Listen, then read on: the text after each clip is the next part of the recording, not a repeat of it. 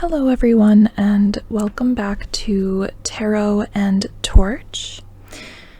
Today is kind of a mid to late August video, but I'm going to be really just recapping July a little bit as well, and just explaining how my practice has been changing, evolving, and what decks I am working with this month in August as well. So July was a very fun month. There was a lot going on, and it was a celebration of kind of Summerween. I was trying to really kind of get into that spirit of the fall a little bit, which is my favorite season, and Halloween is obviously my favorite holiday. So I was trying to just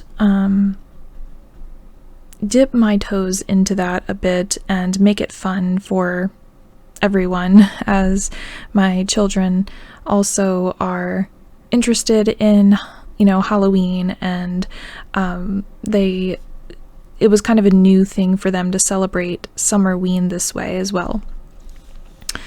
Also, as you can see, I did change the background of this area. So if you notice something is different, yes, it is. I actually just did this today, and I actually really like it. It's much more relaxing at the moment, and I can change it up more easily. But I just wanted something kind of a little bit cleaner or clearer rather, than having the cloth at the moment. So I just wanted something a little bit less kind of sensory dense, if that makes sense, and a little bit more free for me to move things around more easily. Okay, so back to Summerween. What we were doing is revisiting Goosebumps, for one thing. I found these downstairs on our bookshelves. I do keep certain things. I've had these obviously since I was little, from the 90s, from the Scholastic Book Fair, and I loved Goosebumps, back then, and I still love it now. And I just could not ever part with these. I actually had a much larger collection, but this is kind of, what I have left, what didn't get damaged over the years, and I just thought it was neat to kind of show the kids, that this was something I used to read, and how fun it was. And then we watched the actual show Goosebumps, the old Goosebumps, and then we watched the new Goosebumps, and they've seen the new one before, but I really wanted to show them kind of the old one as well. And it was fun for me to go back and revisit those as well. But my favorite Goosebumps book is I always call it Welcome to Horrorland because of this sign, but it's actually One Day at Horrorland. That throws me off every single time. I don't know how many people I have said that my favorite Goosebumps book is Welcome to Horrorland, but if I have told you that and you're watching, well, I meant to say One Day at Horrorland. In any case, the whole amusement park idea was always just very interesting to me, very compelling. I would love to see an actual place like Horrorland, danger included. I think that it would be so amazing and fun. And I just love the whole concept of a haunted carnival, and I feel that is a theme that is grossly underused. I love, stories like the one by Ray Bradbury, Something Wicked This Way Comes, and all of those types of stories really are amazing. Even like the Halloween Tree to some extent. But anything involving kind of a carnival, a haunted amusement park really draws me in. And this is just my favorite of them all. I love that there were, those like different kinds of rides that would do there would be different things trying to get you in each one. And yeah, just the whole idea of it all. And then I don't know if any of you read these or knew that these existed, but these were choose your own ending Goosebumps books. And so there's 20 different endings that you could have. So you would read, and then it would say return to the last page on page 31, or race to page 105. And there would be instructions, depending on what you're doing, and it would just take you to a different outcome. So these were incredible. This was like, basically, it's like role-playing without role-playing, just by yourself, and it's kind of chosen, like the outcome is already written, but you could get a different one depending on, what you choose. So and this is my favorite one, again, because of the carnival, Escape from the Carnival of Horrors. I love that so much. Okay, so this is where, July was a very fun month, is where I was going with this. And it's because of kind of exploring this idea of Summerween, but also like really forming more of a connection with the kids, spending more time with them. I was cooking a lot of spooky kind of treats. I bought a skeleton mold and a skull mold, and I baked like cakes and pizzas in it, and we watched little spooky movies and shows, and we made s'mores, and we also just went out a little bit more. So it was just a fun time, just trying to get, the most out of summer. So the decks that I really gravitated to the most are probably no surprise. I mean, since the Haunted Cottage Oracle came out, it's really been in my hands pretty constantly. It's been in my hands pretty well constantly. I have been just very in love with it. It's gorgeous, and for July, it still has a lot of summer kind of imagery in it. And because of all the gardening that I do and the connection with the land that we have here as a family, it was just a natural choice. It just reflected the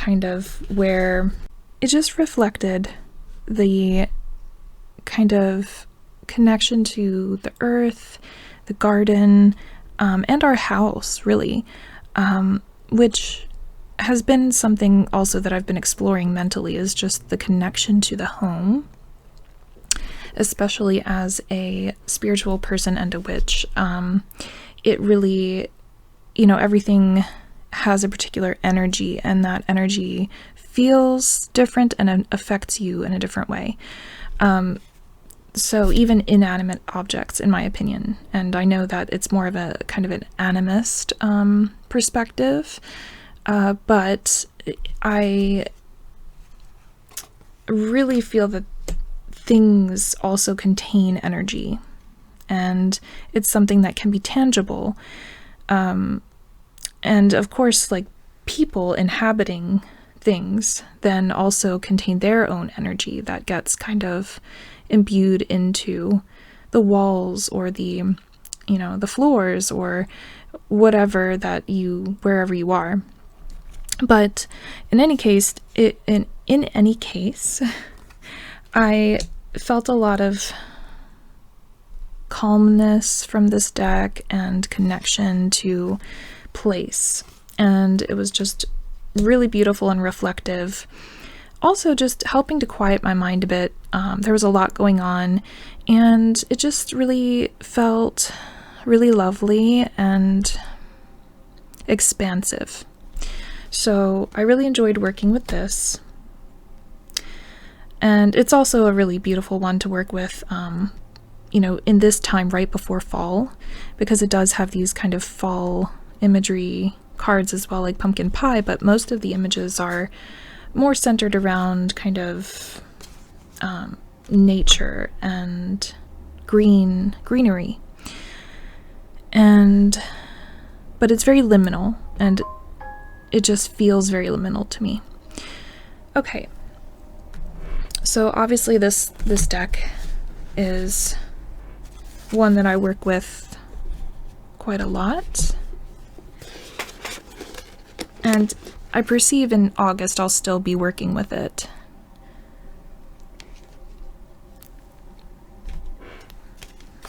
Okay, and the other one I was working with the most in July was the Haunted House Oracle, or I'm sorry, the Haunted House Tarot deck by Sasha Graham. And this one, it's very fun, but the colors also go really well with the Haunted Cottage Oracle.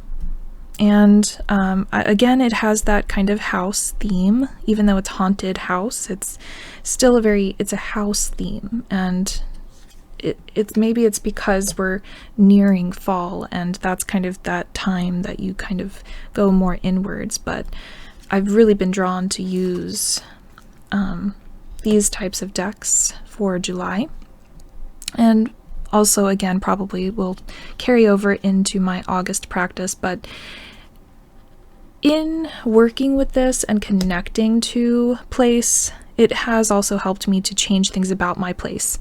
So for example, you know, just even like this backdrop right here, or this table area, my workspace, it has led me to just kind of think more carefully about how I want to arrange things, or, you know, change things, and what feeling I want to evoke.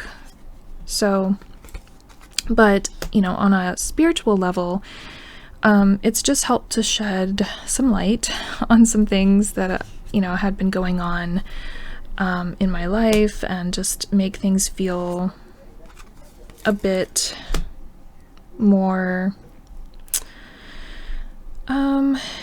clear to me. And again, you know, this is a beautiful deck for psychic work, which, you know, I do every day with my work. So it was just a really good one. It also, I find it to be very uplifting.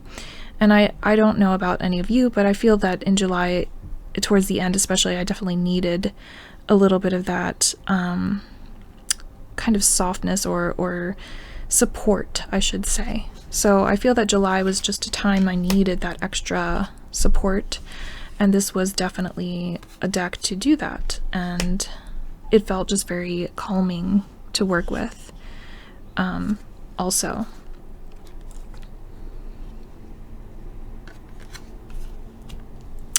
Okay, so that was the Haunted House Tarot deck.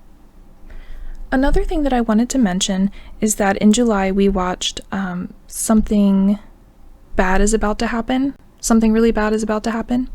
That show where it was basically sort of a haunted house show, at least that's what you think kind of going into it. And we really loved that. That was very entertaining. It was perfect for kind of getting into spooky season. And also I just really liked the creative kind of novel approach of it, where I don't want to give anything away, but, you know, just how different it was. I really enjoyed that, and we always enjoy guessing kind of, you know, what's going to happen next. But that also went in with that kind of haunted house theme for July, even though we watched it towards the very end of July, it still was really impactful for that kind of whole theme that I was working with, kind of that exploration of place and feelings around place and such. Okay, so now on to August. Now, August is feeling so interesting. I personally, there's a lot of growth happening in a very short amount of time for me. And this is professionally and just in general. I feel just things are flying in such interesting directions, and I'm very excited about it. Just things that I am doing online are taking off in certain areas, and I'm very, very pleased, very shocked and interested in where that will all go. So I'm going to be putting more, intention into things, maybe changing my image in certain places or in certain ways. Not, changing who I am, but I have different areas that I'm online kind of in different ways. So just kind of thinking about how I want to proceed with that and how I want that to evolve.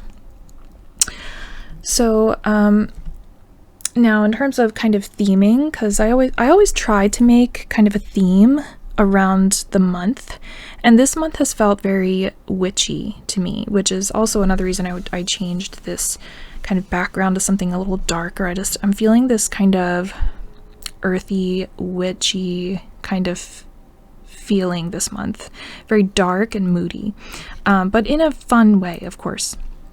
So the book that I'm reading is Victorian Psycho, and I really love it. I just kind of started it, and I'm hoping to finish it, and I should be able to. It's pretty short, by the end of this month, because I have another book planned for September already.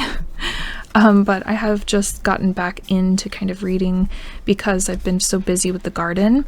But this is so entertaining already. I don't want to put it down.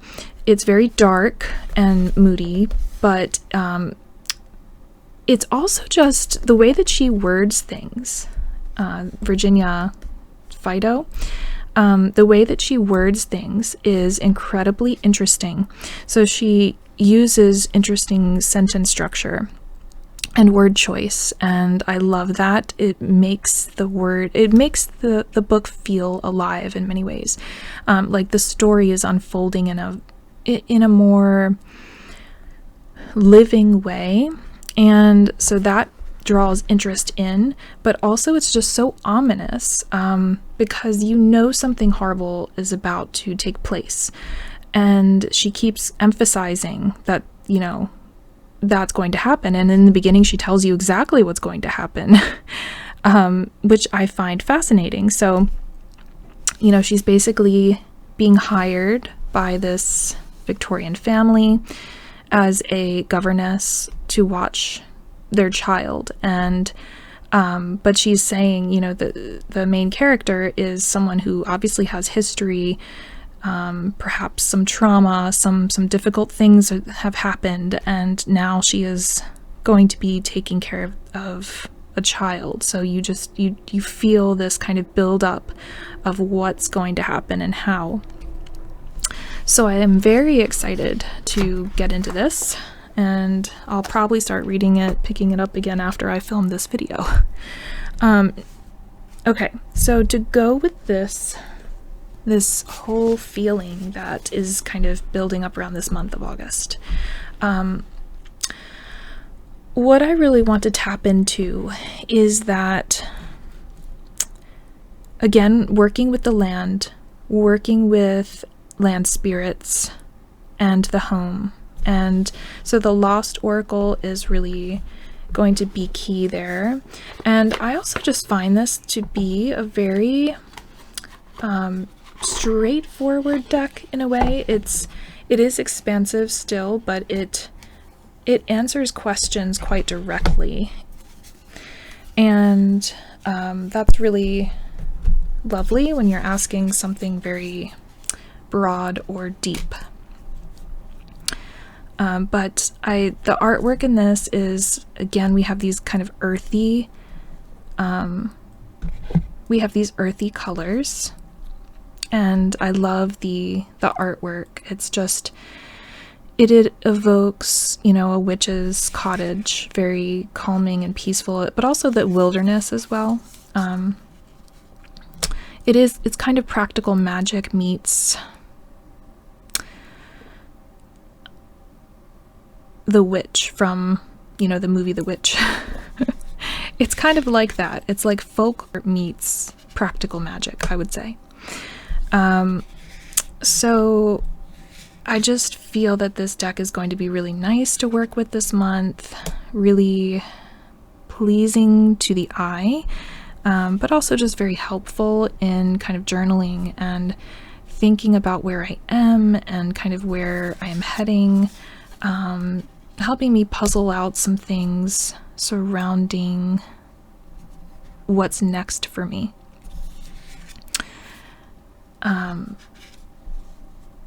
So I really, really love this, especially for magical practice, but for everything, it's just gorgeous and very useful as a tool. So that is The Lost Oracle by Fiona Horn. And also because I'm doing things in the garden still, preserving and saving my herbs for the fall. So this deck is just one of those that really fits with that practice.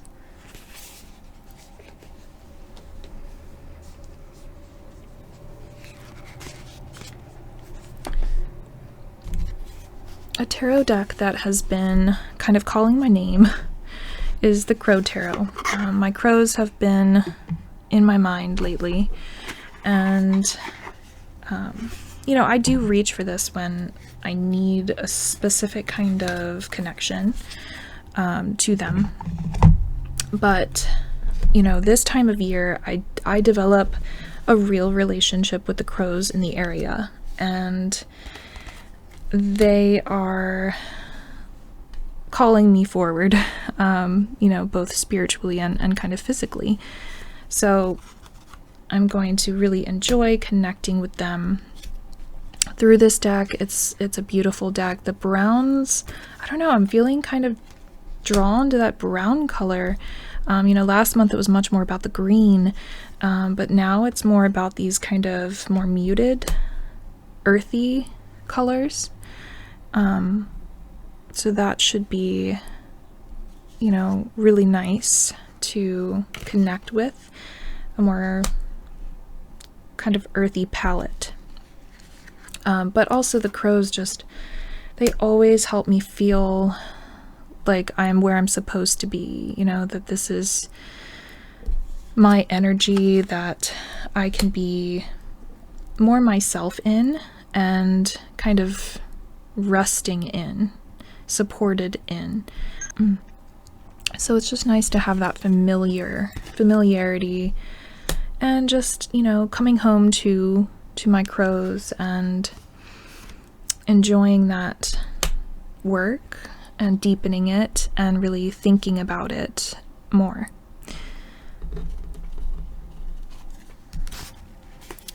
Another deck that fits into this kind of witchy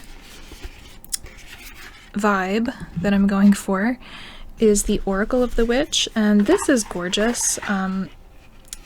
This deck also is very nice to work with around Halloween, especially aesthetically, as it goes with, the Samhain, or it goes with the Samhain Oracle very well also. But the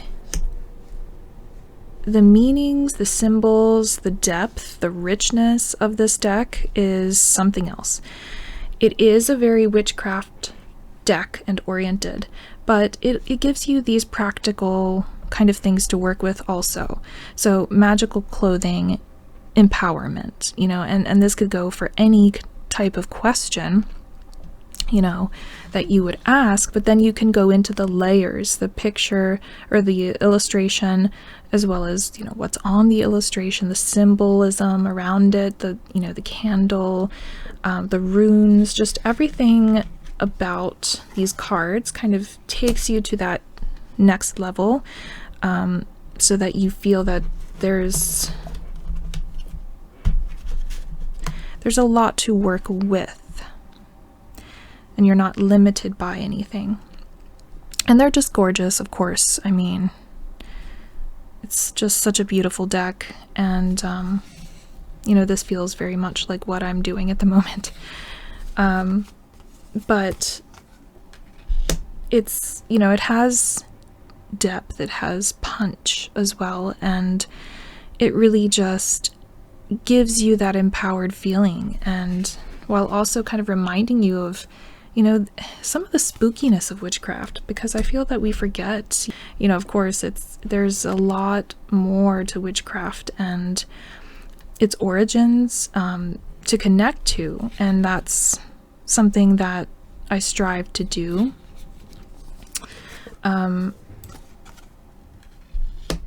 It's just such a powerful one that really gives you functional things to do and work with in your practice as well. Like actually casting a circle, like when's the last time that you've done that, and working with certain deity. So really love this one, really powerful one. And around the beginnings of fall, or at least late summer, it's a good reminder to kind of check in your own practice and where you are with all of that and how you're feeling about it. Another one that I'll be working with is the Wisdom of the Raven, and this one, it's also corvids, but it's not the crows. But the raven energy is a bit more solitary, and when I work with the raven energy, there's just more kind of this shadow work element that doesn't always come through with the crow energy, as crow energy can be a bit more light and playful at times. Raven energy is a little sharper, in my opinion. So there's a little more shadow work here, which is perfect. But this is, of course, just an absolutely breathtakingly gorgeous deck with gorgeous artwork. This is by J. Edward Neal, who I am a huge fan of with his decks and art. So I'm very happy to work with this again, and kind of, I want to pair it with the tarot decks this time as well, a little bit more than what I have. But this is, again, really nice to kind of bridge the seasons a little bit.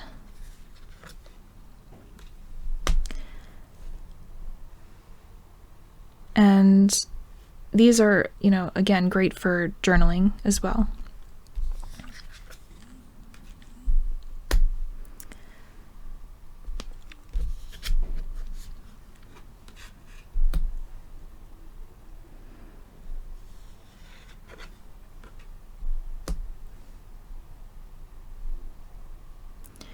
And it does still work very well with all of the witchy energy.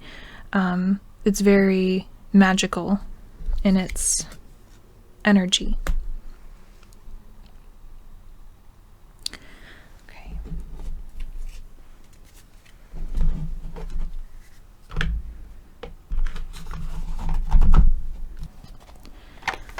And the last one I'm going to talk about today, because there actually is so many more that I have thought to work with, but the Shadow Journey Tarot. I have been working a lot with the Dark Fantasy Tarot by J. Edward Neal. And I have worked with this one some, and it was very powerful when I did work with it, but I want to work with this more and develop kind of a closer bond with these cards. And again, this is just the right time. I feel it's just the best time to start doing that. These cards are really powerful, beautifully done, and the story that it tells is just so interesting. And I'm still kind of parsing out, you know, what the story is telling to me personally.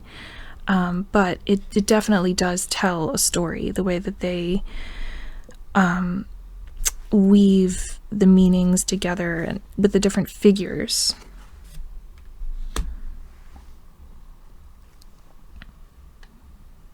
Let's see, look at that Judgment card. That is so interesting.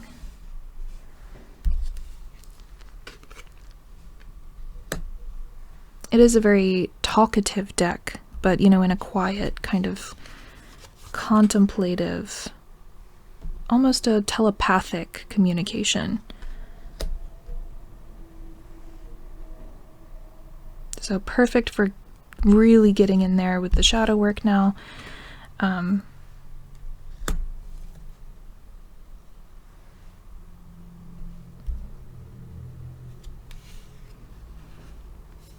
This one feels like it's underwater. I love that.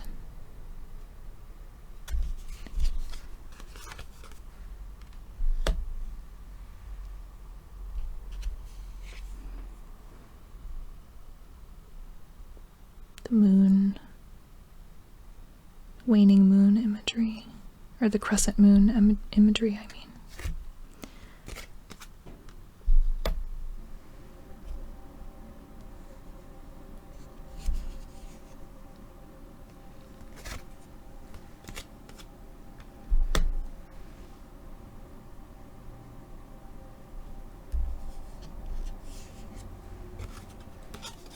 I get very quiet when I look at this deck. And really all of his decks, it just makes you stop and think so much. Which I'm just completely enthralled by the images every time. But this little girl character too, so such an interesting little character to explore as she navigates this realm. Very like inner child like. So happy to explore this. Very excited to work with this energy. And even though, you know, the month is a little, you know, halfway through, there's still a lot that I want to accomplish this month. A lot that I need to accomplish this month as well. But it has felt very expansive, just in so many ways, and I've been pushed to kind of my boundaries. So, and I'm going to continue to push my boundaries, my own boundaries, and draw firm boundaries for others. But I have just been very interested by kind of the developments that have been happening and that will happen. So there's a lot that I need to kind of think about, journal about, consider, while still being very busy with all that is going on. So very excited to see where all of this takes me, and you know, some of it I may be able to just explain at a certain point here soon. So thank you everyone who has watched this video until the end. I greatly appreciate that. And anyone that gives a like and subscribes to the channel as well, thank you so much. And I will see all of you very, very soon.